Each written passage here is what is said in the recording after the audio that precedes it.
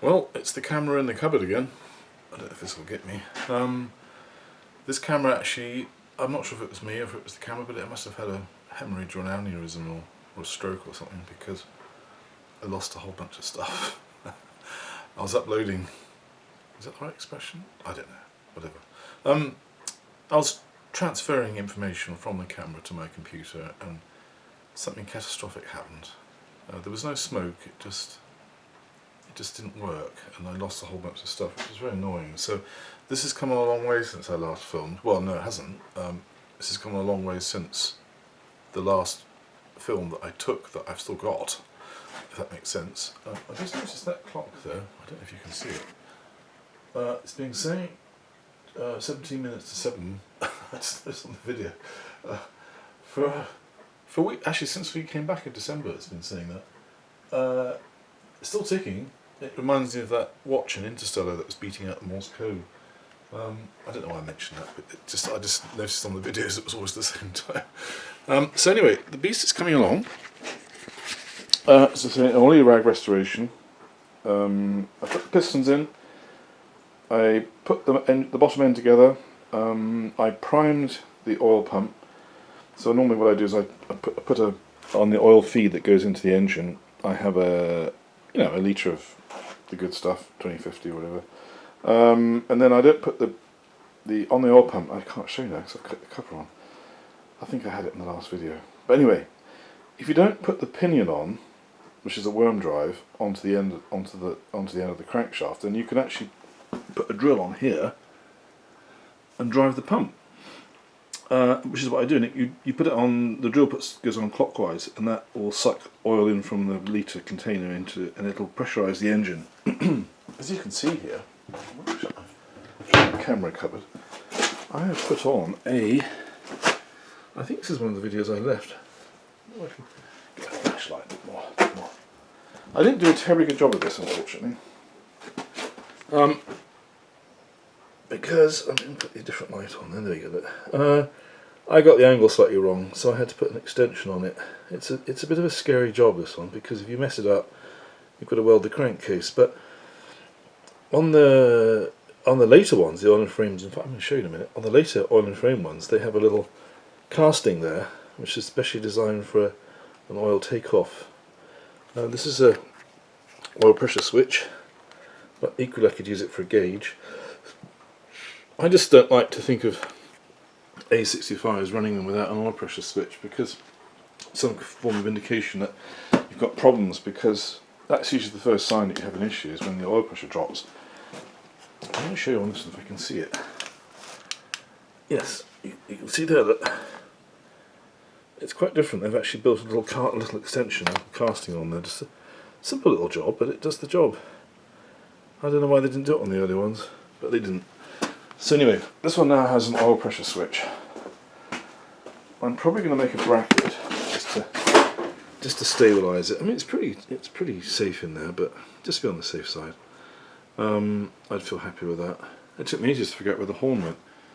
It looks like it's on the front. Oh, I've chipped it. Oh, how annoying! It's getting the engine in this morning. The engine's all complete apart from the top end and the primary drive chain. I've started doing the wiring, which is, on these is absolutely dead simple. It's almost as easy as wiring a flashlight. And I had the loom, it was just there, so I'm going to fix it all up and make sure it all works. The rectifier goes under the seat. Yeah, I mean the engine, the piston, I got new rings for it. they were Hepalites. They were kind of snug actually. They were standard, but they were snug. The ring gap was okay. There was about, I think it was about 4 or 5 thou, as far as I remember. I've started a chain on here. This isn't the chain that's going on the bike, but A65s are a bit of a bugger to put the chain on. You're normally supposed to do it with this sprocket cover off, so you can see what's going on. They're still fiddly. I managed to get this one through. I've got the chain guard on there, which doesn't help. So now at least I have a leader, and I can attach the new chain to it on the end there, and just run it through. And that saves a lot of fiddling around. I had to use some JB Weld here because somebody drilled somebody had drilled, sorry about the light, somebody had drilled the castings here in 2 spots, and I'm thinking it was to drive the main bearing out, which was stupid because all you have to do is heat the things up. I mean, I heated these up on the, I got a little electric heater there, that's all I needed. You don't need a massive amount of heat, you need more with valve guides, but you don't need a lot of heat with the main bearing. You can pop that fairly easily. I had to shim this one up. I've got 0 infloat on there, absolutely 0 infloat, but it spins freely. It spins absolutely freely, so I'm happy with that. I think that's really good. It's going to be a nice engine. I had to hone out the main bearing on the timing side because it was a fraction too snug. It was just a bit too snug, and I ordered this little tool, a brake cylinder honing tool, which was brilliant. And then I got a rag on the end of a piece of sponge with some solve on it and polished up the bearing, and then of course I flushed it through, the oil tank's flushed through, and it's a nice fit now. The rule of thumb is that when there's oil in there, when there's oil on the bearing journal itself and the crank, and you've put it in, that if you put some pressure, some upward pressure on the crank, because of course it's like gravity is forcing it to sit at the bottom, you should see the slightest displacement of oil on the bearing, and then you know you've got the right fit.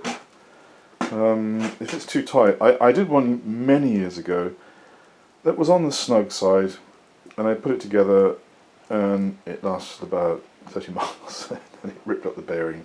So you've got to have a bit of clearance. That one, I thought I could get away with it. I polished up the bearing, the crank, I pushed it in, lubed it, I put some graphogen on it as far as I remember, and I thought, oh, that'll be a nice snug tight crankshaft, it'll work beautifully, and it worked beautifully for about 30 miles and then it destroyed it. Next step is the cylinder head. I was going to, because this is an oil rag restoration, as you can see, look, I haven't spent huge bucks. I'm going to guess I've probably spent,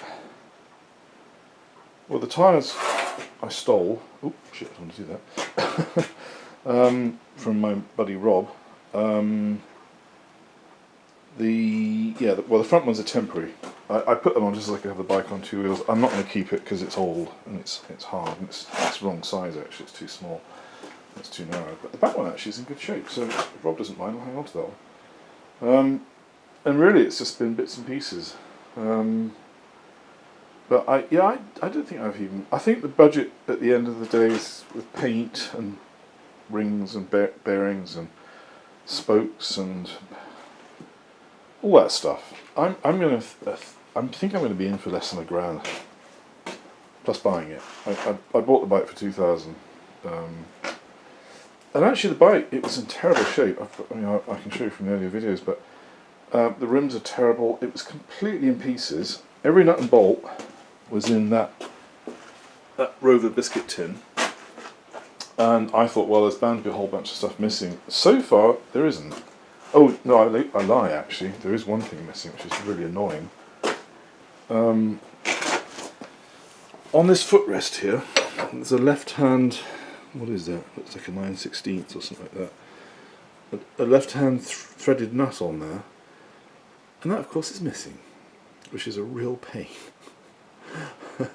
So I'm going to have to order one of those, and they're probably going to be horrifically expensive, but that's okay. There's an Audi clip missing from where? There. There's one there. They're all a bit old, so I might order one of those as well. I do have to get new valve guides for it. These are worn. The intakes, if they'd been all the same, I would have hung on to them. The lighting here is terrible.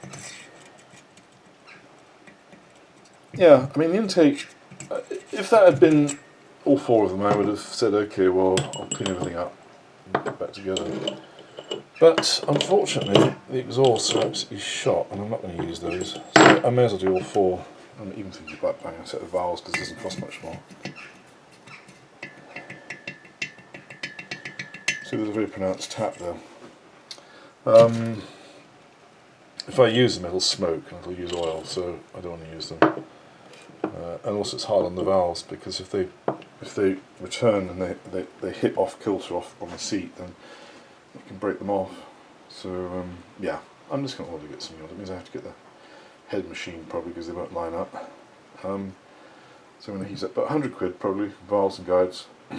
So I may as well do the job properly because it only has to come off again if I don't. So I mean, my intention was to make this bike run really sweetly with the minimum of outlay, but the minimum of outlay is going to have to be a bit less minimum of outlay because some things has got to be done. And I haven't, with the engine, I haven't missed a trick. I've been very careful. I put new rod bearings in because the original shells were slightly scored, even though that they were new. They've been put on a dry crank, so I've still got them in the box somewhere. So I actually did get some new ones because I wasn't happy. The journals are all polished up. Yeah, I mean everything's. It's too bad that I lost so much footage because I could have shown you more of what's going on inside the engine. There's no real tricks to these bikes. They're actually pretty basic. It's a Briggs and Stratton really. it's not much. They're not exactly sophisticated. They're a bit fiddly in some respects. I had to make some piston ring clamps because Triumphs are a little bit easier, but for some reason BSAs, they have a chamfer on the inside of the barrel, but the chamfer is never the right. I don't know, this doesn't seem to work. I don't know what I do with my. Oh, here we go. Look, I just made up 2 strips of metal. And I zap strap them onto, well I actually use hose clamps, just tighten them onto the rings on the pistons. And then I use zap straps to hold them in position and under the hose clamps. Because you need a little bit of give so that you can slide the barrels down, and they popped on a treat. They're really fiddly if you don't. If you don't have a piston ring clamp, it's a 2-man job really, because you've got to try and get the rings in as you're popping the barrels on. But with the piston ring clamps, the first go I trapped a ring, so I had to take the barrels off again and restart. Second go, just went snick straight on, and it was there in no time. All the nuts, as I say, I don't even know if these, well, they're not the right nuts for the base, but they were there. That's what I used. Everything, every nut that I could find was in that box. I've managed to get to fit somewhere, which is amazing. I've had very few extras apart from these little metric nuts and bolts on the stays here, which is, well, we won't look at those. But you know, my feeling is with the metric stuff, stuff like that, just nut and bolt stays. Who cares? If it's an original fitting, then obviously you've got to stick with what with what the manufacturers have, the thread they've cut. So, for example, I'm going to guess that's a British Standard fine. So you won't get away with anything else. You've got to use British Standard fine. And I managed to find everything. It was very satisfying. I've got a gasket there, which actually was Rob's. The base gasket was for the oil and frame model, which has got 3/8 studs, whereas these are 5/16. But what I did was I centralised it and put some gasket compound on and slapped it on, and I don't see I should have a problem with that. I think it was as good as gold. The gasket, I bought it from the local hardware shop, and it says it's engine gasket. It just looked like clear silicone to me, but oh well, it does the job. So it doesn't leak. So yeah, she's coming along, and as you can see, there's the tool bag is in there. The seat I got second hand. Yeah, I think less than £1,000. I put new brake linings in front and back. The bearings were all completely cleaned up and re-greased. I like the thing that horns on the wrong side. I don't like the fact that maybe the wires do have to be on the leading edge side.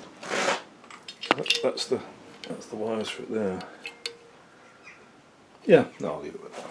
But it seems strange for me to be driving against the weather. So you've got the rain driving in against the terminals, but oh well, it is what it is. Good old BSA Lucas wiring.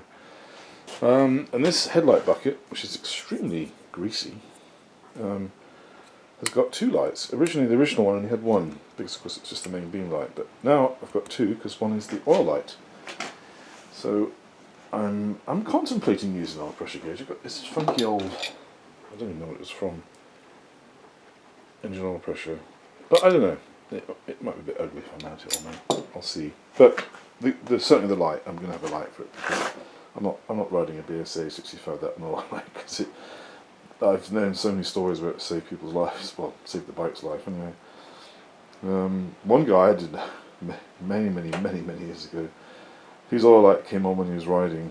it was kind of going out, flickering out at about 3,000 revs, but anything below that, it's coming on.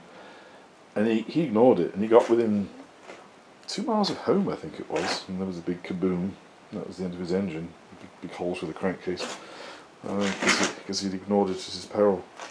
You know, if you get an oil light that goes out and it stays out, I mean, you can expect a little flicker idle on a very, very hot day. Although, having said that, my last one that I did, I actually did put an oil pressure gauge on that, and that thing would never drop below 30. Didn't matter how hot it got, how hot the day was. And it's interesting because SRM claim that their roller bearing, main bearing conversion, increases oil pressure by 40%. And I think that's probably true on a worn engine, but on a good one, you know, if you've got 30 psi idle, that's all you need. It's more than enough. I mean, it would jump up to, as soon as you blit the throttle, it would jump up to about 70. So that was like 1500 onwards. It was up to about 70 psi. But job done as far as I'm concerned. You don't need any more than that. That's going to keep everything nice and lubed. So yeah, I mean, obviously the SRM conversion is preferable because, you know, if you're going to use the bike seriously for long trips and stuff like that, you want an engine that's going to be a bit more dependable, and it is the Achilles heel on these. I don't know why. Everyone says the plain bearing on the timing side was a disaster, but cars, that's what they use all the time. Cars still use plain bearings. Doesn't matter how hot how hot the motor is. They use plain bearings for the main bearings. They don't use roller bearings or ball bearings. They use plain bearings. And I think the trouble with BSA is that they made the journal too small, and they used it also to pressurize, because they fed the oil. The oil was fed via the main bearing through a channel and then into the crankshaft for the big ends, which I think was a bad idea. I think they should have actually end fed the oil to the big ends, and I guess, you know, and had because the main bearing journal, if you look at it, it's not a solid round journal, a circular. It's not a. What am I trying to say here? If you imagine this is the journal, on the A65s there's a thick, wide, deep channel, which is what they use to pump the oil into the big ends, which I think is a bad idea. If they'd kept it solid and then end fed it, it would have been a much better design. But it worked on the older bikes. It worked on the A10s and the A7s, and it worked on the earlier Triumphs too, actually. It's just as they made the motor hotter and hotter, it just wasn't up to the job. So yeah, it is a risk, but I find that good oil filtration and regular oil changes, and they'll go for quite a long time. They'll go for years. Anyway, thanks for watching the video again. One last look at my clock. It still says 7:45. Okay, thanks again. I forgot to mention, this is the IF project. Another scintillating episode of the IF project. But I'm very excited actually. Second-hand mudguard, and it had a couple of. That's why it was second-hand, because it had a couple of holes drilled there, which were obviously a mistake. But that's okay. I can deal with that, and I'll find somewhere filling those. As I say, oily rag restoration. You do what you got to do. I mean, I just don't believe in replacing. I mean, look at this mudguard. I'm wishing on here. Surface rust. I was in two minds about that, to be brutally honest, but it's actually a perfectly serviceable mudguard. It's just got surface rust. It's the same with the chain guard. I mean, if you want it to be a show queen, yeah, you can't use them, but it's just surface rust. I don't see there's a problem. The taint's a bit more aggravating because the chrome is beyond redemption. But I'm going to paint it. As I say, oily rag restoration, you do what you've got to do. I had a clear up in here actually, because it's actually a bit congested. Anyway, thanks for watching. Bye bye.